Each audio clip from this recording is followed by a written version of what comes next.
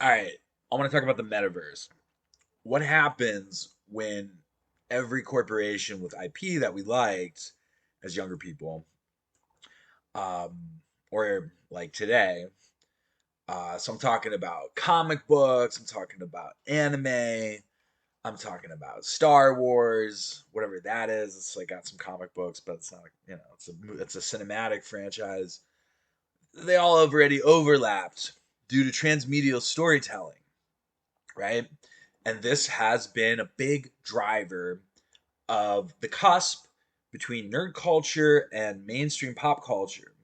So when we think of the Avengers, do we think of a cinematic universe or do we think of comic books, right? Well, it's comic books that became a cinematic universe. It's transmedia storytelling. Big corporation invested a lot of money in producing a whole cinematic universe. Before that, it was comics. So there you go. That solves that mystery. And they made money off of it in the vanilla centralized ways, and they made comic book characters cool, and they also made art snobs and cinema snobs have like a new standard of like a cool popular thing that nobody likes. But the point is that transmedial storytelling has actually dominated sales in entertainment industry in the 21st century, and in the video game industry where game revenue is now bigger than cinema revenue. Um, a lot of it is still licensed games as well. So, the problem is like if I wanted to make a weird Batman game, like I thought of doing trans Batman, like Batman is a trans man, that makes sense. But it's alluded to, it's like way in the background. And then there would be a lot of other satirical, weird things going on in my. Not that being trans is weird. Being trans is actually normal, but it's part of the distribution of humanity. But I'm talking about, is Batman good? Like people would be getting injured in the classic Batman has a mentee who suffers and Batman feels bad. And what happens next? Well, transhuman technology from Wayne Corp would come in, right? So I'd be like taking the Batman brand and I'd be doing weird things with it. And I can't do that. And I will never be able to do that. The only way for me to work on a Batman game is to go enter the corporate hierarchy at Time Warner Interactive Studios in Montreal. I guess is the studio. They made the Arkham Knight, Arkham City, and so on. They're making a new one with the various Robins and Batgirl, and that's fine. Um, but what I want is a world with more fun, cool shit. So what I wanted to get to today is that you could have open source games. They could be very light games with very simple generative visualizer algorithms to add to the calculated simulation part. And they would be based on the state of the NFTs you own, even if those NFTs are actually based on IP of other corporations. So you, the NFT holder, have this third entry bookkeeping where even if you don't own the asset of a legal copyright, and you may, that might be a part of it, or it might be a licensed deal. It might be a Creative Commons type thing or something new that's more adapted well for NFTs than Creative Commons. But whatever it is, that just affects who can make money off of the games that do this Marvel versus Capcom stuff. But it's not Marvel versus Capcom. What I'm thinking is Namco Bandai, Toriyama's studio, whatever license you got to get the Dragon Ball from, versus DC. Okay, and I think the way that this stacks up is roughly this: um, Batman, without any power armor, but with his training, is going to be able to compete in the late Dragon Ball, early Dragon Ball Z World Tournament against Master Roshi and Krillin and Yamcha and all those guys. And basically, Batman's power scales not from continuous training because he doesn't have key power. He has capital and technology. That's what Batman gets his power, right? So for power, Batman's power to scale, he has to get on the power armor from Batman versus Superman, and he would essentially be a foil in the Nappa battle with the power armor, just kind of tanking with Nappa. And then if Nappa sufficiently, blasted him with a lot of Kamehameha type attack, or the one where he like opens his mouth and blasts energy. Oh, that was weird to like hear the opening sound, and apologize for that. So obviously it's a very rude thing when somebody vomits an energy blast out of their throat, and basically it would fuse and melt, perhaps to some extent, Batman's armor. So this is where we're running into the limits of the power armor. Now, if the power armor were made out of a better material, uh, maybe it's hand wavy, but like the problem is that the physics of like vanilla sci-fi and the physics of Dragon Ball Z, joule for joule, Newton for Newton, do not scale well together. So basically, we're looking at Batman with power armor being able to beat up Krillin, being able to fight with Yamcha a bit, and then probably beat Yamcha. And Tien would give him a bit of a challenge. Tien would use the wow, and like there's like three of him, and Batman's like trying to get them all with his machine guns. And like they're still pretty good. Like they got like 3,000 power levels. So that's like, I mean, compared to like a normal human, that's even in the Vegeta saga power levels. That's still pretty good. So he gets what's his name? He gets Tien with some bullets, out of his power level. He's got like a little Gatling gun in his arm, and Tien's like pew pew, just he's very fit. He's got like really strong abs, and he just deflect the bullets. Right, that's how bullets work with Dragon Ball Z.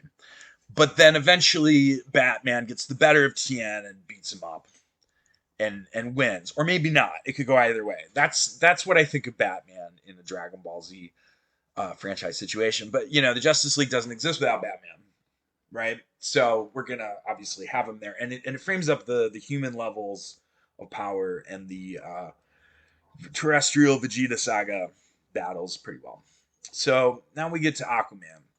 Aquaman is gonna do okay against like a low level Frieza lieutenant, like the purple guy with the little big hole ears. Like if he's underwater, but if he's not underwater, he's just not gonna make it.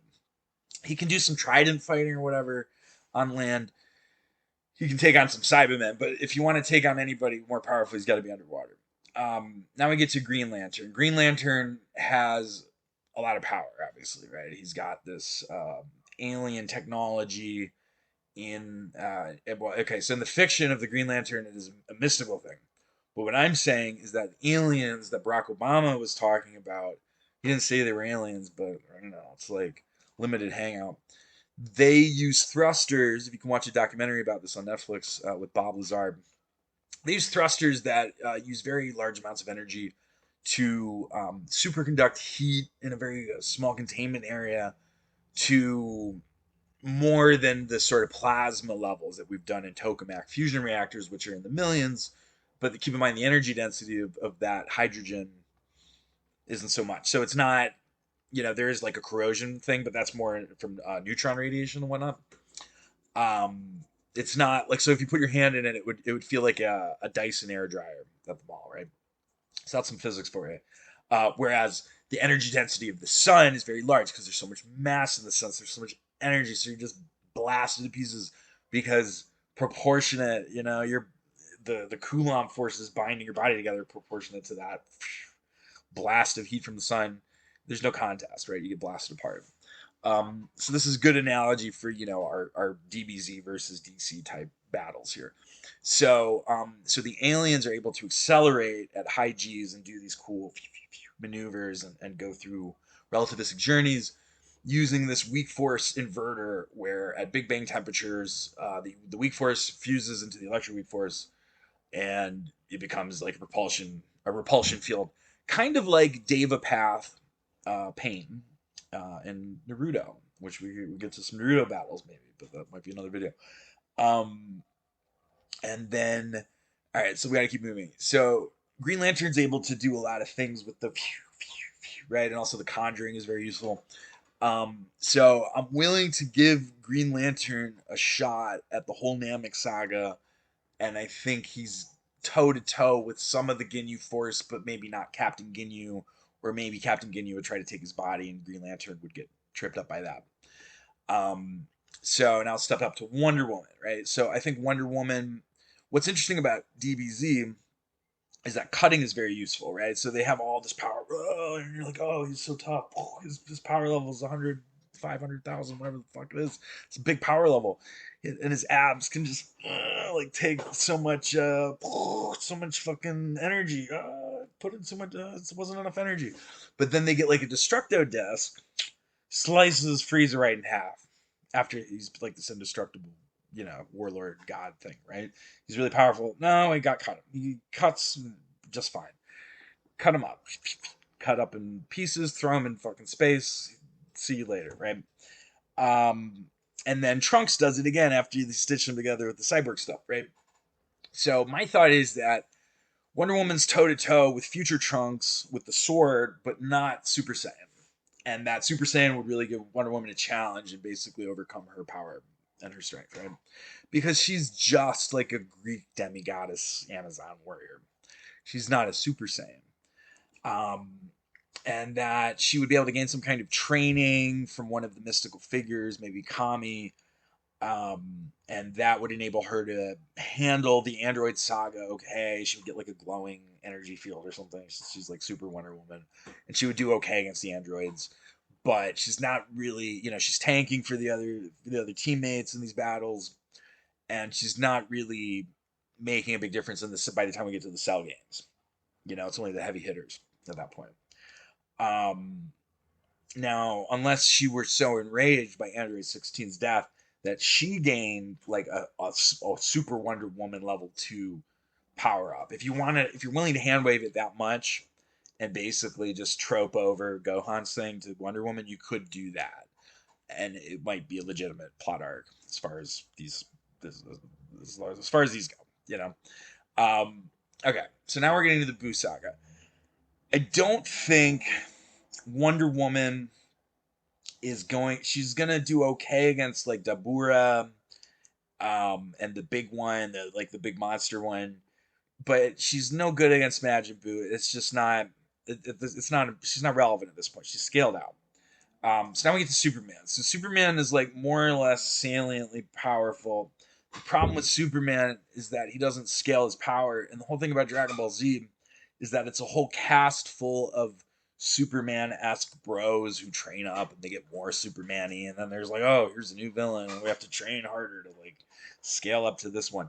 So without any mechanism for Superman to like 10x his power level, right? Then the durability of Superman to continue being like Goku Vegeta level is in danger. However, if Superman also gets supernatural pumps from the Kais or from Kami, then I suppose Superman could also scale his power and he could stay relevant through the Boo saga. And his laser eyes would be basically as powerful as like a Kamehameha blast of an equivalent power level using energy blasting person. And this all makes sense. So here's the thing. These are not interesting universes as far as battle goes. Now I don't want to offend, like, I would actually love to work with DC. Um, so I'm not saying that. I think DC Comics is very rich. But I'm talking about Dragon Ball Z mostly. Like Dragon Ball Z is mostly like it's mostly that Toriyama does great character designs and the stupid my energy power level is going higher, the power. It's just stupid fun. Everybody kind of just got into that. They got pumped by that. And Toriyama writes really funny. Like Dragon Ball was like really funny, and there's a lot of good humor in Dragon Ball Z. So that's mostly what's good about it. It's not for like clever plotting or like strong character design, or strong character arcs rather. Okay, so let's look at something that's a little more interesting. Now, like for example, this game could come to exist, but it would have to be like a community effort, basically, because I don't think these corporations are going to budge on this one, right? They make AAA games that are based on these franchises on a regular basis for consistent, renewable, recurring revenue, and that's a publicly traded company's favorite thing, because that helps the float on the stock. Um, so let's think of something a little more fun, shall we? Some IP that might actually be usable, for example, in a for-profit way. So there's Lord of the Rings, and there's Game of Thrones, right? There's Song of Ice and Fire. So there's HBO's thing, but I believe George R. R. Martin still owns the IP to the underlying stories and books. And then Tolkien's dead, and his son, I think, is dead. And I guess the estate, like, I think the copyright runs out at some point, basically. So it may actually be possible, or to like appropriate adjunct characteristics. But like, I mean, it would be really good to do this with Grimm because frankly, he's not writing the books, and something should be done with this. So I'm picturing like Nazgul versus Undead Dragon. I'm picturing like war elephants versus the catapults and stuff that they do in Game of Thrones. Um, Picturing Rylor magic and like Sauron magic and great other magic and elf magic, from a Yuvatar, like the Catholic good magic. Um, I'm seeing all of it come together in a big like RTS kind of thing. But it would need to incorporate the level of plotting in Game of Thrones, which is more postmodern and deconstructive of the psychology, and it's more cynical about civilization because there's this kind of naive thing in Tolkien. It's not racist. I think that's like a midwit level read. I like to ironically say midwit things publicly to farm engagement. Not really. No, it's to lose followers actually. But um, I only mean it ironically. I mean, yeah, it's a little racist, The Lord of the Rings. Okay, but it's not. He wasn't like, and he probably was a little racist because everybody was a little racist back then. Okay, and that sucks. It's unfortunate. But we moved on. We don't have to like disassociate historical context when we analyze texts. Okay, let's let's be academic at least about it.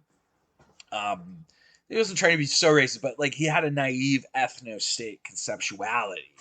Is the charitable way to read Tolkien and being I think fair and balanced about it. He thought that if you just got like the righteous king on the throne, it's like kind of this old idea from the Bible that arguably Jesus displaces with this broader thing about loving everybody and creating this like global movement of human kindness, not about having like a zealot nationalist messiah king who is just. That's obviously you want that, but it's bigger than that, you know. But anyway, I think Tolkien vibed more with the Old Testament as a Catholic, and that comes through in the Lord of the Rings. Whereas Grimm is this whole other guy. So I think what you'd have to do, you'd have to look at something like what Chris Crawford does with Le Morte d'Arthur, his classic Thomas Mallory epic of King Arthur and Mordred and his undoing. And it's kind of like an adventure game. It's got a different tack. There's no puzzles. It's all about interpersonal choices and different scenes that you interact with. Um, and I think that's interesting. He's been trying to do this new genre or meta genre of interactive storytelling for a long time.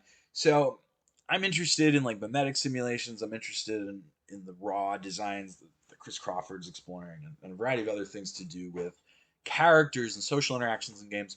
So my Game of Thrones slash Lord of the Rings crossover would involve the Game of Thrones plotting and the coy dialogue and leaving little subtle extra layers of meaning, like Littlefinger would do. And it would combine it with these like really hard headed Ned Stark type guys like Aragorn and Gimli and so on, who are the protagonists of Lord of the Rings, who are just kind of jingoistic, like patriotic, good-hearted soldier type people. Um, and the thing is, like, one Ned Stark got, outmaneuvered and got his head chopped off. But if there are a number of them, and if you get some hobbits in the mix, right? So you had a hobbit as well in Game of Thrones. Is Tyrion. He's a mastermind, right? So the role of the hobbits could be interesting because basically, like, Tyrion is just a human who was born with dwarfism or is born short, like Peter Dinklage himself. But which is cool as well. Peter Dinklage is a great actor. But the point being that it is not a race of hobbits who coexist as like a different demography in the setting. But in this mixed game, it would be. Um, and then there would also be like there would be a Iluvatar, there would be R'hllor, there'd be the Great Other. They would all exist, and different kinds of magic. And Morgoth would Morgoth's dead, but Sauron's a shadow. So basically, people can like make pacts with different evil entities. It doesn't have to be the classic. It's a little more diverse. It doesn't have to be the classic satanic Christian imagery in the Silmarillion and whatnot. So that's a much more interesting game. Strategy is one of my favorite genres. It's a lot deeper than like a fighting game. But anyway, you came here for Goku versus Superman. So even though I don't think it's the most interesting gameplay overall, I think that who would win Goku versus Superman? It comes down to a few key things. Um, it comes down to does Goku have any kryptonite? That will be a trump card, right? Um, it comes down to tiring Goku out. So if he depletes his energy, drops out of Super Saiyan God mode or whatever level of Super Saiyan he's in, as long as he drops back down to base level Goku, Superman has a chance because Superman can definitely go toe to toe with base level Goku, and some kind of hand wave plot enhanced, mystical Superman. So the Kai's train Superman, or Billis or Wiz trains Superman. So we've gone through like 3 levels of Superman buffing through the Cell Saga, the Buu Saga, and now Super post Buu Saga with the God of Destruction and all that. Dragon Ball Super timeline. So we're just sort of hand waving Superman up to buff on tier with Goku. So we factor that in, and then no matter how much Goku scales in the fight through various Super Saiyan tiers of transformation, it doesn't matter as long as he can outmaneuver him, and as long as Goku does not, checkmate in a very simple and kind of almost stupidly simple way, just by having a sort of unobtainium. But okay, no kryptonite. No kryptonite. It's not fair. Also, Goku would never do that, right? Goku would never do that because Goku only defeats people if he has absolutely earned it, and therefore he would have to fight Superman at his full strength. So the way that I see this escalating, because keep in mind, like both of these guys are like big-hearted, like great guys who love to fight. Like I mean, Superman not so much, right? Superman is more about like getting the vibes off of the people that he helps. That's kind of his thing. He's kind of a simp for public affection, and Goku is not. Goku's more recluse, and Goku just loves to fight like crazy, like strong guys. Um, so yeah, I see them making a friendly conversation, making a pact, and obviously Goku's like, "Hey, why don't we get off planet? You can power up with that Kai power, and I can Super Saiyan. We can see how that goes." And Superman's like, "Very well then." My Superman's a little more solemn. He's not like the Goku-esque Superman of Max Landis. That would be redundant. Goku's already in this universe here. So Superman's like more like the the movie Superman of the the Snyder cut Superman. He's like a little hardcore. He's got a little edge to him. That's a good Superman as well, right? So they go up to like the moon, and Goku like Super Saiyan, and Superman does the like Naruto hand signals that the Kai's taught him. See, I'm tying in some game mechanics here, and he like and he like charges up to like mystical Superman, right? And then they start going at it on the moon. And Goku punches Superman, and Superman goes through the fucking moon because when you're a Super Saiyan or a mystical Superman, either or, pretty much the same. You aren't punching, with the kind of force that could break like one plank or 10 planks. You're punching through the power that could break through a mountain or break through a tectonic plate, creating earthquakes in distant lands, right?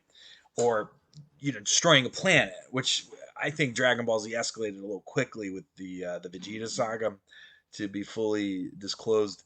They should have waited until the Frieza saga to tear it up. That should have been like a Frieza thing. Like you need like a million to blow up a planet. They were blowing up planets with Gala guns, with Vegeta having like whatever 14K power level or something like that.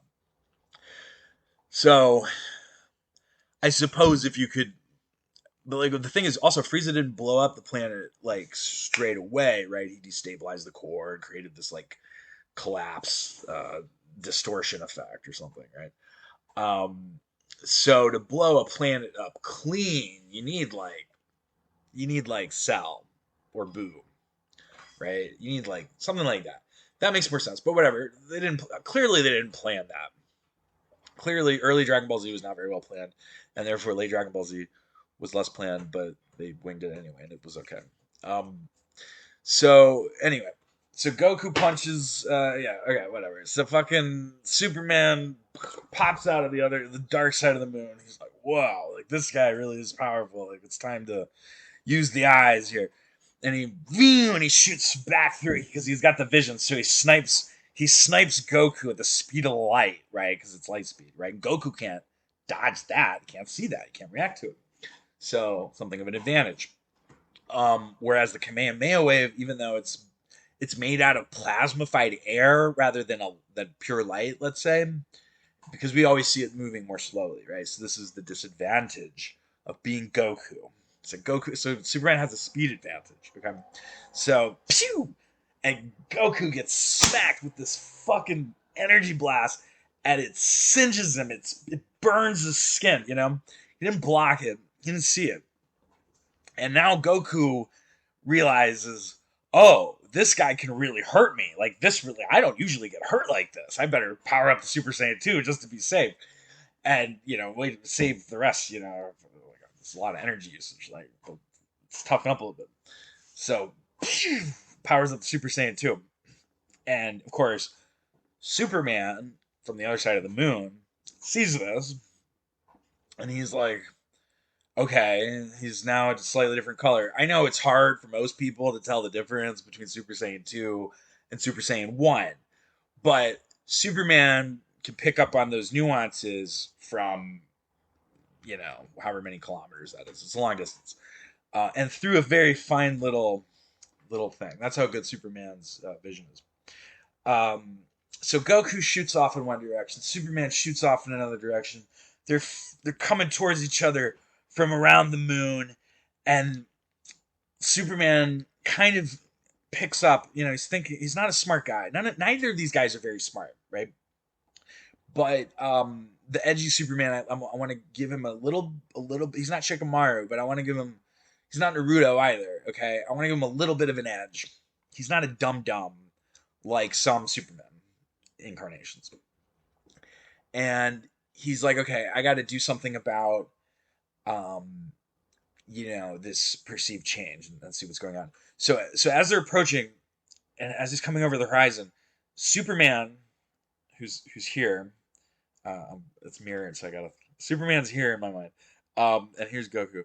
Superman has a range advantage on the Fog of War, and I don't know if you've ever seen the movie The Fog of War with Errol Flynn and Robert McNamara, but it's kind of like what that movie's about is what I'm talking about. So So Superman starts sniping at Goku with his eyes, just as the geometry of the moon enables this line of sight. And he's like, Phew! And Goku gets zapped again. But because Goku is Super Saiyan 2 now, that zap doesn't burn him. It just fizzes off of his like glowing golden fucking Super Saiyan 2 thing that he's got going on. Kind of like in that DBZ movie where Gohan goes Super Saiyan 2 and he just one punches all the guys and they explode. It's great. Right? It's basically like that. So Super Saiyan 2 ain't nothing to fuck with, basically. And so Superman, despite having limited tactical acumen, quickly realizes from these snipes, he snipes him again, pew, snipes him again, pew, he dodges, flies left, starts doing some maneuvers, snipes again. He manages to hit Goku multiple times. Goku maneuvers late. Goku is extremely fast, but Goku maneuvers late because basically Superman's eyes are like the Sharingan, tactically speaking. And it doesn't matter because he's Super Saiyan 2 and these are not powerful enough blasts. So what happens is fucking Superman realizes that he's outclassed, outscaled again. So what he does is he starts flying around the moon and he starts traveling relativistically into the future. Now I'm not doing that shit where he makes the Earth rotate and it goes back to November. That's not sensible. But the relativistic travel is sensible because Superman is very strong, so he can withstand a lot of G's and he can also propel himself with a lot of G's. This is also true of Goku. So Superman has in his limited capacity this idea that I should get the fuck away from this guy, A, and B, I should try to somehow travel through time, maybe. Okay, this is how smart my Superman is. He's not like he's only like one step ahead, but it keeps the fight moving.